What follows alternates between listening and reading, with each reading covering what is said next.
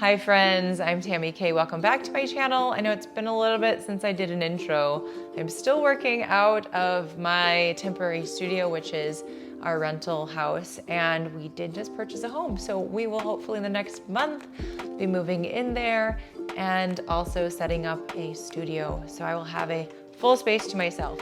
Today we are painting this bouquet of flowers, and I'm gonna teach you my 4 tips for how not to overwork your painting when you are talking about layering, adding in shadow, depth, adding in texture. All right, friends, are you ready to paint? I have a mop brush here, and it's a fairly large brush. It holds a lot of water, but I'm gonna start dipping into my corally pinky paints here, and we're gonna start our bouquet of 3 large florals with just really light color.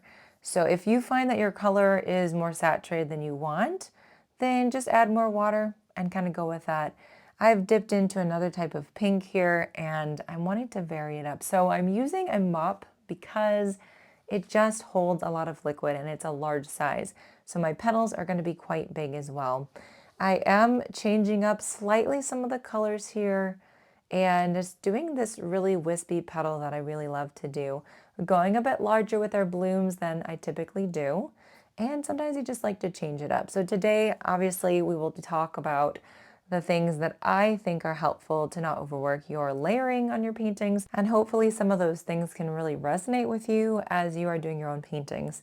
So I've gone in with a more saturated pink now. And because we are doing this wet on wet, we're going to have really light color, some blending of those lines together. And we're going to get that spreading that you don't get if you're painting on a dry surface or on a dry layer. So we may see some of these marks through our layering. We may see some of them, others might be covered up by other darker layers. But I just want you to get a feel of that wispiness that you create when you start adding wet on wet. A little bit darker paint, just letting that kind of spread naturally. So back to the mop brush, we are going to start doing our second floral here, and it's a nice bright pink color that I've chosen. Now I do want to make sure that my layers are light enough so that when we do our layering, we're able to go darker than that first layer and really see the contrast. I've got that mop brush working pretty hard, and I haven't used a mop in a long time. I'm really liking it, but you can use any brush that you have. It doesn't have to be this large. It can even be just a number 10 or 12, 16, could be a 6. It's really about using what you have. So we're going to do that same layering technique here, using the tiny little brush and just poking in some color just to let that spread out. So you can see right now that first layer of paint is just a blob. So I'm going around and just intuitively adding some marks wherever makes sense for me. I've got this really cute light pinky color I'm adding on top now. And then I've got that kind of fuchsia color that's really watered down. And so it is more of a lighter pink, but still darker than some of the others I'm using. So just play around with this part.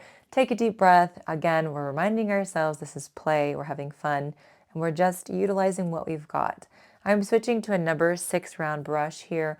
We're gonna start with our tiny little blue florals, and I'm mixing some white in there just for a nice kind of grayish, powdery blue color. So these are smaller, and I'm just using the brush to create some tiny little marks in the shape of flowers. They can have 5 petals, they can have 3 or 2 or 4, because some are side facing. So make sure to utilize your white space and leave some in between so that you can see and differentiate between one petal and the next, one flower and the next as well. And on this video, we speed up here and there because I just want you guys to get the idea of what we're doing and not have to sit here for half an hour for a very long tutorial. So if you need to pause, pause at any time. But my question for you right now would be, what is your most challenging thought or problem that you might have when it comes to layering flowers?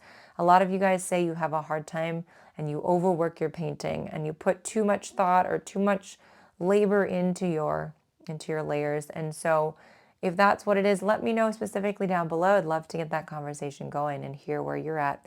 So I'm adding in my stems, of course, and I'm going to put a little bit of black in here to darken up that green. You can have as many stems as you want. You're going to add more flowers, so it's really not something to get caught up in. So first of all, my first tip for not overworking your painting when you're doing florals, as I'm grabbing some yellow to make our little yellow floral bouquet, the tiny little bunches that are filling in the space. Same type of thing, little using the belly of the brush, pressing down to create those petals. You can even do little sketchy lines. But that first tip would be to, when you're doing your layers, to be very specific and follow the pattern of light, medium, and dark.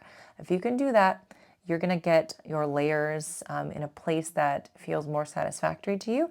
That's going to make sense, because if you're not really sure what we're doing with layering, it's going to feel like a whole difficult thing to do. Okay, so we'll get back to that in a moment, but we're going to use the belly of the brush to press down, and we're going to start going in a diagonal, going up a little bit higher each time, and that's going to be a beautiful kind of a fern. And that one I did really fast. We're just adding in those marks. So you're just pressing down with the belly of the brush to create that leaf shape. And if you want to do larger leaves like this, we're going to do this little kind of half circle, and you connect it and fill it in the middle. So at this point, we're just starting to fill in those really light green leaves wherever it makes sense in this bouquet, depending on the shape that you're going for and what you're looking to achieve. So we've got that first layer of paint down. We did do some wet on wet with our pinks, but ultimately it's that first layer. We go light, and then we might do a second layer, we go medium, and then, or we can go dark and just do two. But it depends on what you're doing, how many layers you want to do. So I'm mixing up some blue here with that green to just create a different shade of green, and we're going to put in some more of our stems. We want a nice full bouquet with all these stems showing here at the bottom. Okay, so now we're going to start adding in a little bit more detail, and I want to start with a nice thick yellow paint, and we're just going to outline this flower here. So just really quick, thin brush strokes. Don't press down very much. You're just using really light pressure, going around that circle, filling that in a way, again, like I say, that makes sense to you.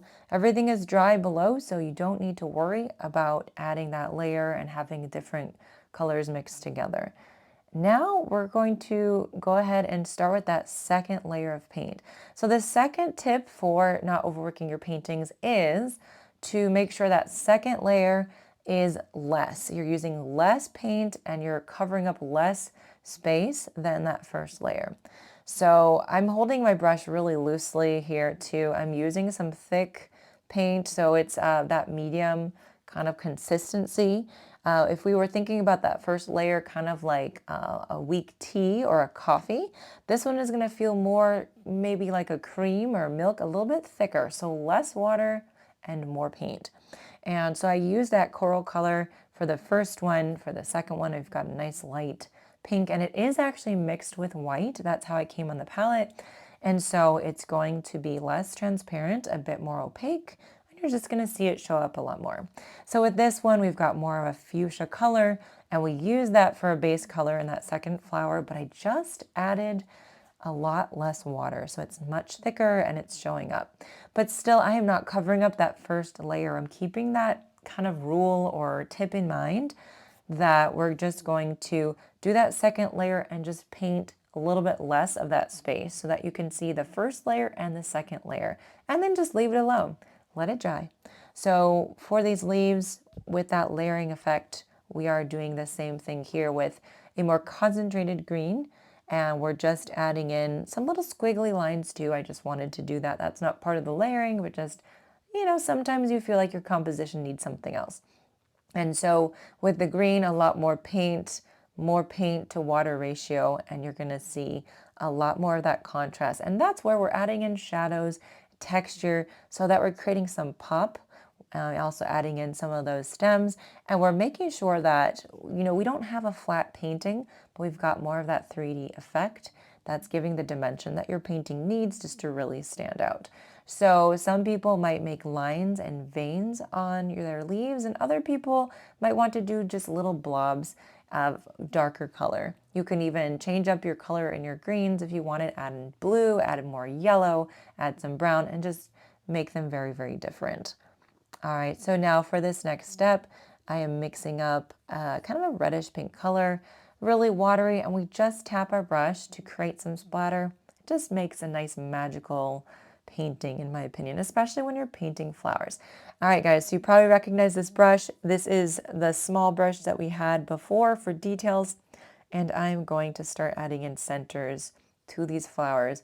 I chose to use a pink color. You could use any color that you want: green, brown, black, yellow, anything. Pink is not what I usually choose. I just wanted to do something a little different today. For my third tip to not overdo a painting, the little brush is key. So right now I am using that to fill in the center space with some nice little lines.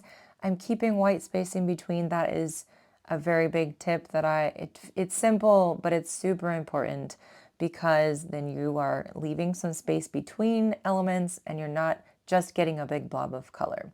So I'm filling that in there as well. My little brush now, I've dipped it into orange, and looks like that wasn't enough paint. And I'm just painting, again, this is the second layer for these guys, just painting a little bit, a minimal amount of a darker color. It could be a different color that is darker than the first one, or it could be a darker version of that first layer of color. And that gives that pop and that dimension that we're looking for. It's going to help you paint your space in a much more minimal amount. So again, that first layer is light, the medium layer is medium, and if you do another one, you get that really dark, just a tiny little bit, just like we're doing right here, just to not cover up that first or second layer, but just to give a little extra bit of color and some pizzazz to your painting. My last tip is simple. If you feel like you're overworking your painting, stop, you're done.